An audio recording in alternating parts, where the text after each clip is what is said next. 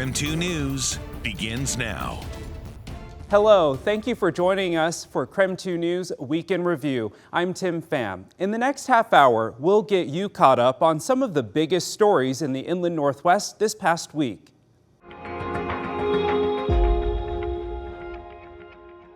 I did not bring any apples. We didn't. Kathy McKay is the lifelong owner of K Diamond K Guest Ranch in Republic.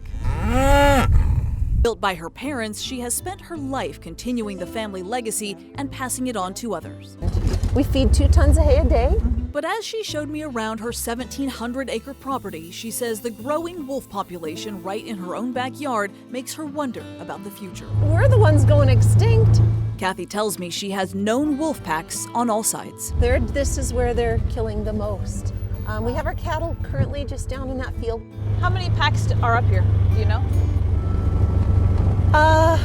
I know of about 5 packs that are within 25 miles of us. That hasn't always been the case. She says it's only been in the last 5 to 7 years that the wolves have truly emerged as her #1 threat.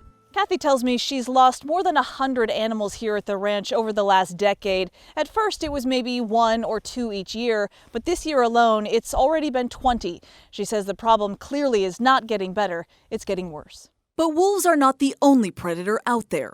This map from Washington's Department of Fish and Wildlife shows reported sightings of the state's wolves, cougars, and even grizzly bears. Cougar sightings are the most frequent statewide. It's estimated there are about 2,500 adult cougars in the state, and there are thousands of reports every year and occasionally attacks on people, like this one near Snoqualmie Pass earlier this year, or this one in Stevens County in 2022 that seriously injured a little girl. How scary it must have been for them. WDFW data shows 247 depredation incidents involving cougars, killing or injuring mostly smaller animals like goats and sheep. 1 in 3 attacks happening in these 4 counties. Grizzlies are reported far less often, but they are in Washington. This same map shows a handful of sightings just this year. And while they are a protected species in Washington, they are managed at the federal level by U.S. Fish and Wildlife, and their numbers in Washington are minimal, only a few dozen that roam between the U.S.-Canada border in the Selkirk Mountains and a handful in the North Cascades. But the plan to bring grizzlies back also worries a lot of people here in eastern Washington, saying they will only add to the wolf problem.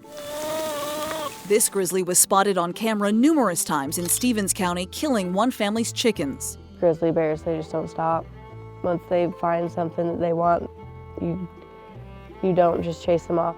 But wolves are what's spotted most regularly in Ferry, Stevens, and Pend Oreille counties, and I have covered their continued conflict with ranchers here for almost 10 years. More than half of the state's 42 documented packs are in this small remote corner of the state, at least 260 total wolves and 36 known attacks on cattle. But law enforcement here says those official numbers are just a fraction of reality. Some of the ranchers here aren't reporting anymore because contacting us, contacting the Department of Fish and Wildlife, they have given up on us coming up with solutions. Ray Maycumber has been the sheriff of Ferry County for the last decade. He is now one of 16 Eastern Washington sheriffs who have formed a coalition providing testimony to the Fish and Wildlife Commission about serious concerns for public safety. You've got bus stops out in the rural areas that overlap with known wolf territory. They're being seen all over the place, even in backyards. He says ranchers and property owners like Kathy have lost faith in the state's ability or willingness to manage Washington's wolves in a way that works for everyone. We keep following a plan that isn't working. What would your message be to incoming state leaders? Be sure to listen to everyone. I took those concerns to the Department of Fish and Wildlife to ask what would it take to change how Washington manages its wolves. What does it tell you as a department that so many people don't want to report, that so many people don't feel that it makes a difference? It is a little discouraging because we also rely on that data to know what's going on out there. Our numbers differ a lot then from what we're hearing. What about the idea of relocating some of them out of that northeast corner into kind of the southwest where they're not yet, fully established, just to balance things out and kind of ease the burden? The research on translocation shows that generally animals don't survive or they just return where they came from. So what we could do, revisit the gray wolf conservation and management plan. We could open that up and rediscuss it. But again, that's something that would have to come at the direction of either the Fish and Wildlife Commission or a request from the Wolf Advisory Group. She says so far that hasn't happened, so until then, both sides will have to make some sacrifice. Back here at K Diamond K, Kathy says the sacrifice has been one-sided. There's people 300 miles away making decisions for our livelihood. I feel like we're preaching on deaf ears. She worries even if there is a change, it may be too little and too late. We as humans, I feel, have been put here to manage the land. Our whole life, we helped animals, and they can't speak, they can't talk, so they are all relying on me to protect them.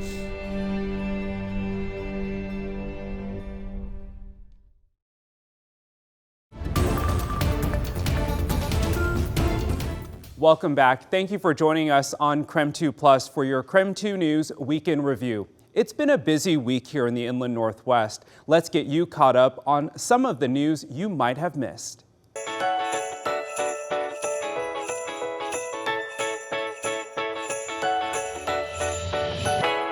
This is the time of year where you can really make or break local businesses. Elizabeth Hooker with the partnership says her and other staff have been working hard preparing for the holiday season downtown to help local businesses. It's worked towards a goal to increase profits for local shops at River Park Square. She says the city isn't there yet.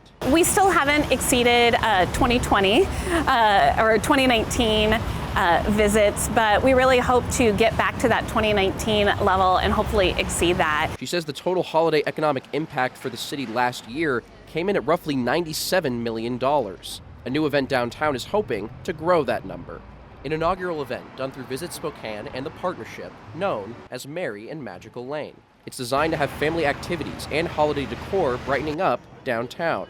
The partnership believes the event will make the area safer, improving walkways for pedestrians. You're going to see over 100,000 new lights on our street trees and over the street itself, which is a first-time thing here in Spokane. It's the beginning of a holiday season and new tradition Hooker says she hopes will grow the downtown economy. We've had a lot of economic impacts this year, including the cost of goods has gone up, and it's been hard to find staffing. And this is the time of year where people want to get out and spend time together. And so we hope that everyone here in Spokane, all of our visitors, will take an opportunity to meet up.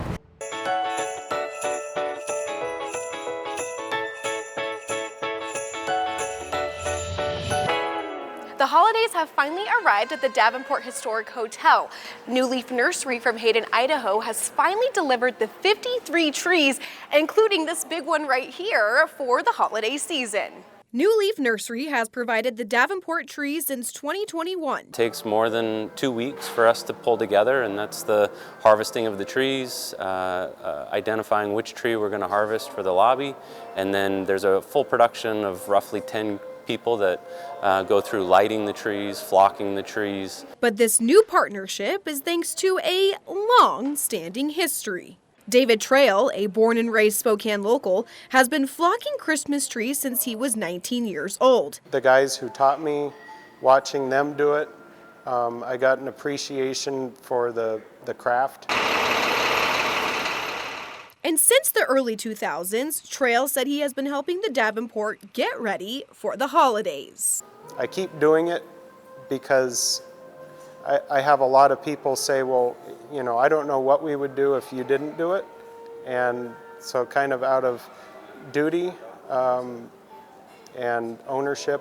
Trail said he worked at the beloved Stanek Nursery for numerous years until they closed up shop in 2020. He not only recommended New Leaf Nursery to take over this special job, but taught the business how to flock their own trees. David has done this for roughly 30 years for the Davenport through various organizations. It's really an honor for us to kind of be a part of that. Now they work together every season, to make magic happen. And there's still more to come. Hotel officials say that the Christmas tree elegance trees will also be arriving this next weekend and will be up by next week for the public to come enjoy. In downtown Spokane, Regan Gallo, KREM 2 News.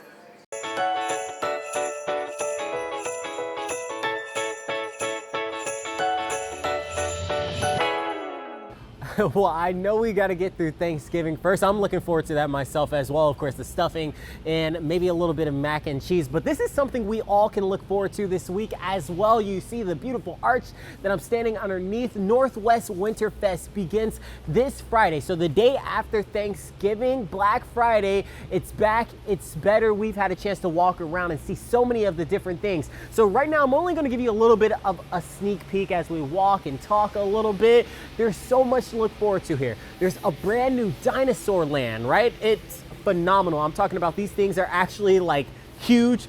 They move. It's crazy. There is a dragon lair, and of course, what would Christmas be without a big Santa Claus, a big Christmas tree? There's so much cool things going on here at the Spokane County Fairgrounds. I mentioned Friday, that's the day they open up, and then they're gonna be open all the way until the New Year. So the last day you can come and check it out is New Year's Eve. So there's so many beautiful and just gorgeous activities to see here. There's going to be live performances as well. You can go online to their website to find some of those tickets. But again, I'm just happy to show you a little bit of a sneak peek. I want you to come out here with your family and your friends just to see it for yourself, because I can already envision it myself. Kids just running around having a blast. There's a kids zone as well, not to mention that. But it's going to be an absolutely phenomenal time. I won't continue to talk your heads out. Just come out and check it out for yourself. But for now, reporting here at the Spokane County Fairgrounds, Brandon T. Jones, KREM 2 News.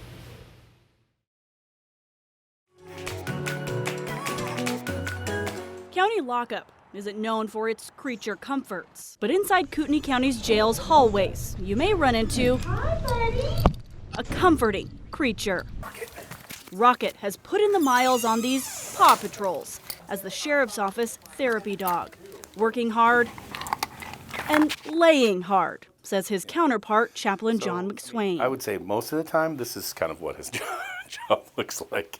As part of the peer support team, the two have worked alongside first responders for just over a year now. It's pretty routine that guys will come into my office to see Rocket. I'm going to come see Rocket. But then, you know, the door gets shut and we have some pretty meaningful conversation. But Rocket's duties go far beyond these corridors and cubicles. It was a lot of living in fear, and Gerald had to work through it. And he did. He pushed through it. And John and Rocket were a huge part of that, I think. Yeah. They brought a lot of comfort when I really needed it. Comfort inside a hospital room where Brianna Heimlein lived and husband Gerald visited after her water broke at 12 weeks. So at 20 weeks, we went to, 22 weeks, we went to Sacred Heart. And she lived there in their antepartum unit for 6 weeks, just trying to stay pregnant. Rocket and John stopped by every week. When Rocket was there, he didn't know what was going on with me. He wasn't worried about me or wondering whether my baby was going to survive. He was just there to be loved. It was probably one of my favorite parts of every week. A much needed dose of support. When it comes to wellness for our staff, if there's something that can work, shouldn't we at least try it? Do your job, making everybody happy.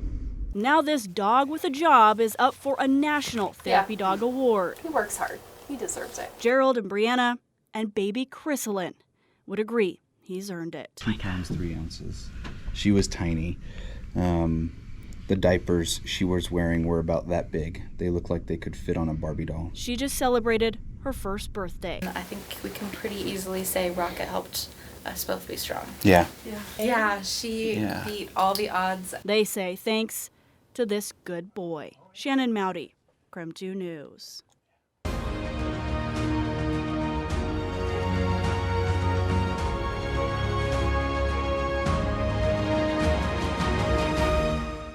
As families decorate their homes this holiday season, one question stands out: real or artificial Christmas tree?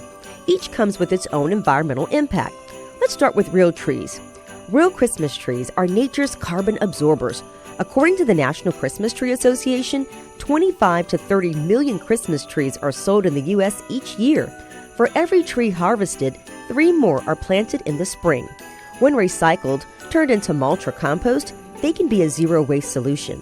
However, if real trees end up in landfills, they decompose and release methane, a potent greenhouse gas. Transport emissions from shipping trees over long distances can also add to their carbon footprint. On the other hand, artificial trees made from PVC, a type of plastic, and metal, are built to last for years, but their production and transportation come with high environmental cost. According to the Carbon Trust, artificial trees have a large carbon footprint due to energy-intensive manufacturing processes. To offset this, you need to use the same tree for at least 10 years. If you're ready to replace your artificial tree, consider donating it to a local charity or secondhand store.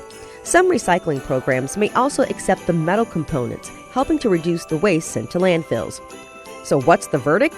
The choice between a real or a fake Christmas tree depends on how you use and dispose of it. If you keep your artificial tree for more than 10 years, it may be an environmentally conscious option. However, for most people, the Carbon Trust recommends a real tree, especially if it's sourced locally and recycled after use. Hear that? No, not that. That. The sound of nothing. That sound of nothing isn't the only thing you'll find in the Colville National Forest. There's also a ton of Christmas trees. There are more Christmas trees than you can shake a stick at. Jeffrey Todd with the Colville National Forest knows these trees. We have a variety of trees for folks to choose from. And knows exactly what to look for in a Christmas tree. You want to make sure that you're looking for smaller needled evergreen trees. Those generally make the best Christmas trees. All right, buddy, let's go. You want to walk at least 50 feet away from the road. That's where there's going to be better pickings for Christmas trees. Bud, you're right, it's perfect. Maybe a little too big. A medium-sized looking fir tree will be even bigger when you get it home, so always round down. That one.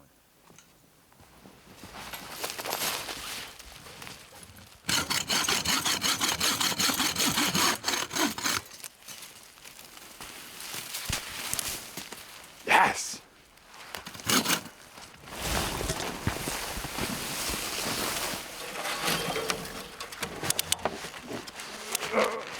There we go. Solid as a rock. There we go.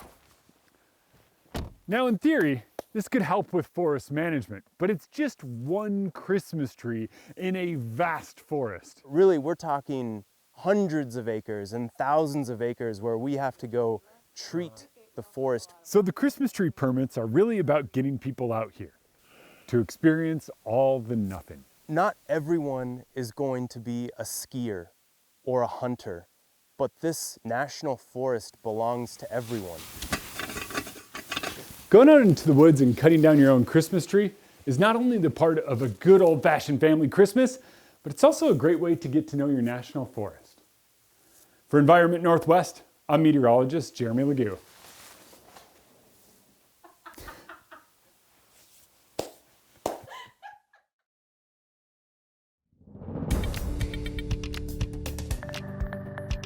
It's a busy night here at the Lincoln Heights Rosars as folks are getting ready for some last-minute Thanksgiving shopping.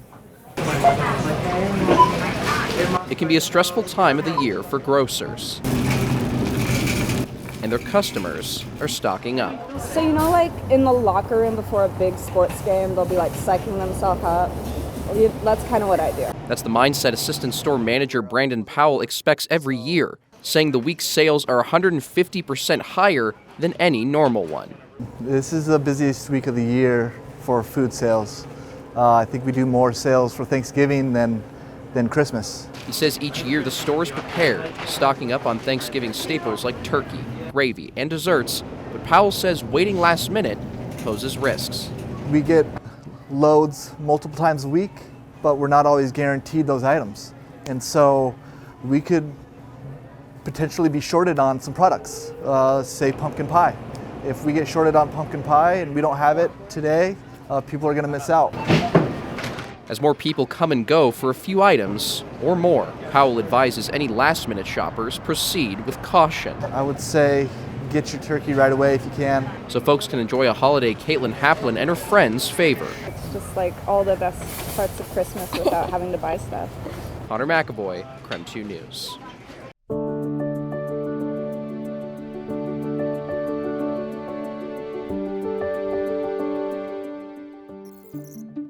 Except for us, you're very kind. How did 25 years go by so quickly? Here's another one. I mean, it's just in a blur.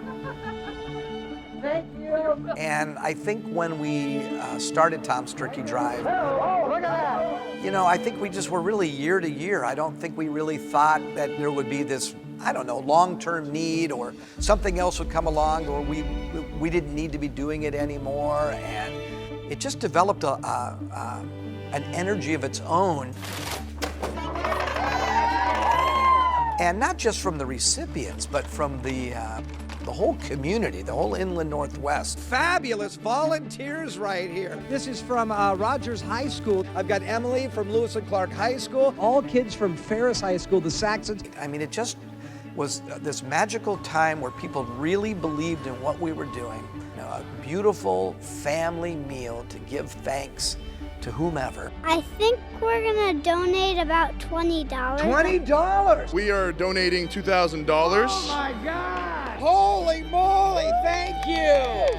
And it just became this incredible thing to where now we just say, you know, this can't stop. This is just a beautiful, this is like Bloomsday. This is, you know, this is just a wonderful tradition. Basic math is simply this. We've got to give away a turkey and a bag of food every 5 seconds for 12 hours. We love how you guys do this every year. There's a lot of people in this town that need help. Everyone gets it. Everyone believes in Thanksgiving and families being together. Everyone believes that. And that's why I think that's the beauty and magic of Tom's Turkey Drive. Well, thanking you again for supporting Tom's Turkey Drive. 25 years of this. We were out at Life Center Church earlier today and gave away another 500 meals to families in need. I've got Todd right here who runs all of our mobile markets, or I should say the Second Harvest mobile markets. So, you know, we did it out at the fairgrounds. We've done 2 of them here at Life Center right now, and it's cold. And I'm going to let you go here in just a moment, Todd. But you are going to head out again to Idaho tomorrow, right? Heading out to Plummer in the morning, first thing. And so you'll be distributing Tom's Turkey Drive meals down there? Yes, we will. Approximately 260. Oh, my gosh. God bless you for that, Todd. Well, you do the heavy lifting all year long, and I appreciate everything you and everyone at Second Harvest does. This one had a little bit more of a festive feel to me because we found out during the course of the giveaway that we have now reached the goal. We know we have the money. Well, we've sold the 8,500 meals at Rosars, so now 8,500 families are getting fed, and that's great. And any money we make now on top of that that's donated to Tom's Turkey Drive goes right to you guys. Thank you. Because you guys do all your good work 365 days a year. It's not just a Thanksgiving meal. No, we're all year. Todd, let me just ask you, why, because this is far from glamorous, why do you do this? It's very rewarding. Very rewarding. We get to just go to all the communities. You know, it's just a good thing to do. You're a humble man. You're a great man. Thank you. I love you, Todd. You're a great guy. And I love, not to make you feel uncomfortable, and I love you folks at home. Thanks so much for supporting the 25th annual Tom's Turkey Drive.